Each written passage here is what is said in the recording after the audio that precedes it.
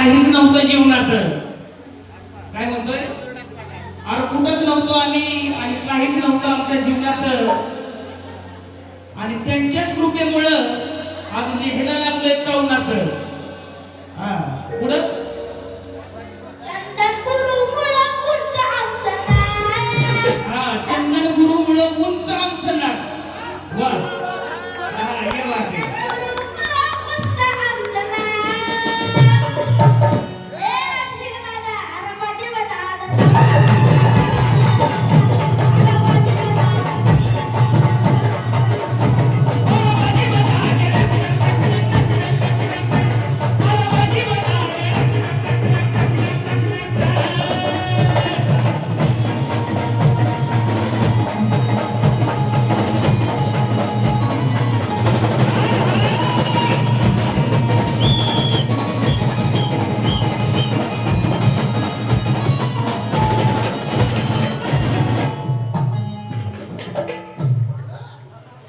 राहुल शिंदे आणि चंदन कांबळे ही एका नाण्याची दोन बाजूला छापा काढा.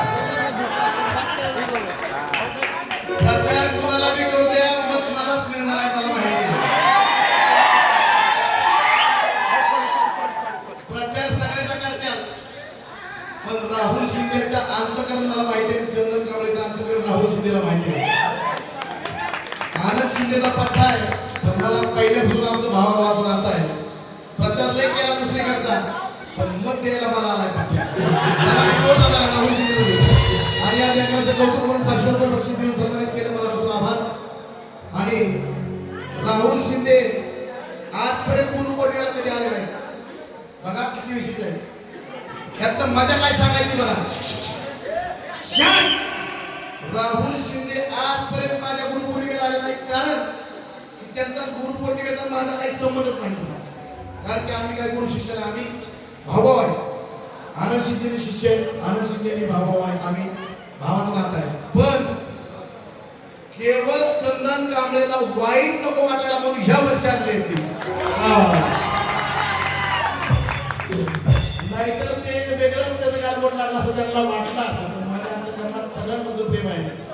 जे माझे आहेत ते माझेच लेकर आहेत. तिकडं सुद्धा ज्यांनी माझ्याकडे आले नाही ती सुद्धा माझीच लेकर आहे. आणि आले तरी त्यांच्याकडे माझ्याकडे तेवढाच सन्मान आहे त्यांच्याकडे.